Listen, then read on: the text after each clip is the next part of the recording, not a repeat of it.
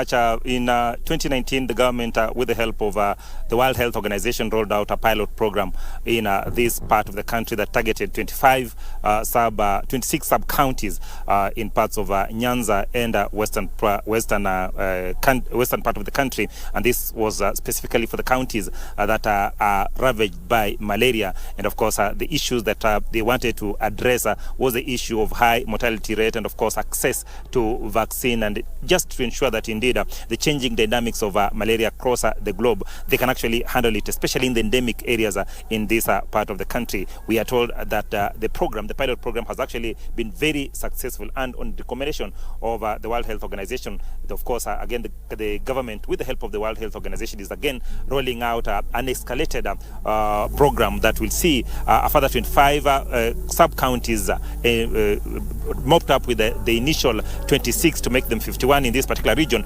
So then, of course, the government can actually continue the efforts that is actually been putting in place in terms of ensuring that they fight malaria in this particular part of the country. So then, to put us into perspective of exactly the efforts that are actually being put in place at the very basic level, which is the grassroots level, to understand the efforts that the government is actually putting in place to ensure that they actually fight malaria and actually bring down mortality rates and any deaths related to malaria. We have the Vihiga County Health Promotion Coordinator, who will actually be telling us exactly what they're doing in this particular county. First and foremost, kindly introduce yourself.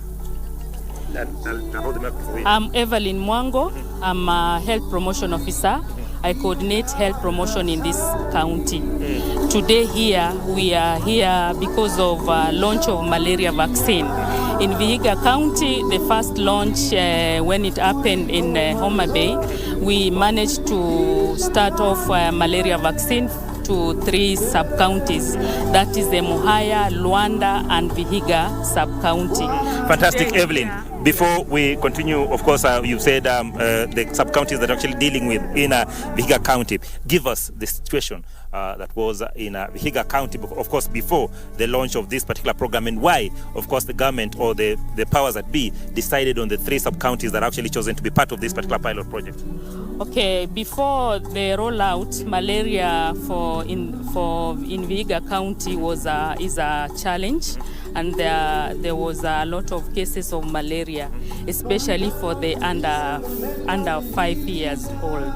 So when the malaria vaccine was rolled out, it was because of they were selected, and the CEC for Migori County, it was a random selection. So in Vihiga, we were lucky to start with 3 sub-counties. That is Luanda, Emuhaya, and Vihiga sub-county. That is why they started. But now we are rolling down to Hamisi sub-county and Sabatia sub-county. In total, that will be 5. Some of the issues that have actually been experienced during the years that are since 2019 up until to date, when you were doing the pilot program, was the issue of uptake of vaccination.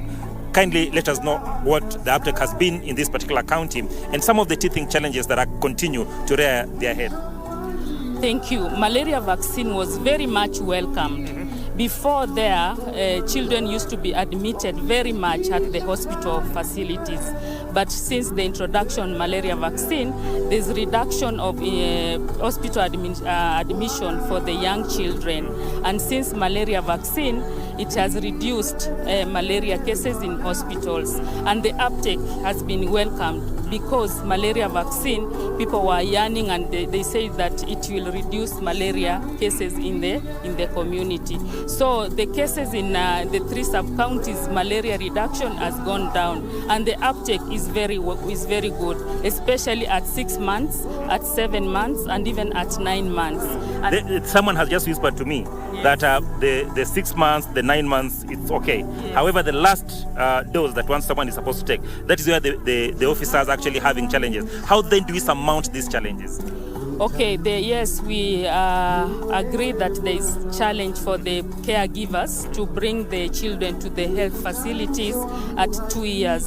They tend maybe to forget, but we have the CHVs at ground level, at village level. It is lucky in our county, Vihiga County, it is covered by CHVs 100%, whereby they go and refer those clients, those mothers who don't have them, who have not come for the fourth dose, that is at 2 years, so that they can come to the health facilities. Yes, we agree there's a challenge, and we have set aside goals and strategies so that we can meet the last dose, that is the second at 2 years, so that all the children can receive the fourth dose at 2 years.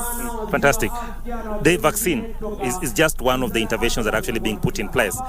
The health officers have actually been going out and saying that much as you are actually going for the vaccine, there are other interventions that must be accompanied with. So what are some of these interventions, and are people actually still taking them, or once they take the vaccine, then they tend to forget about other interventions? This vaccine is an added tool to the other interventions. The other interventions include sleeping under a treated mosquito net every season, every night. That intervention is ongoing, and people are also reminded on despite of this vaccine, they need to continue sleeping under a treated mosquito net every night, every season. Another intervention is, it doesn't mean that when you have the vaccine, the baby or somebody cannot be attacked by malaria. The person, if he or she is attacked by malaria, needs to visit a health facility for prompt treatment. Prompt treatment, I mean that there is testing, and there's diagnosis by testing, there's treatment, and even completing of the dosage. And another intervention is IRS. IRS, I mean that spraying the walls or the households with the mosquito mosquito chemicals, yes, whereby they will kill the adult mosquitoes.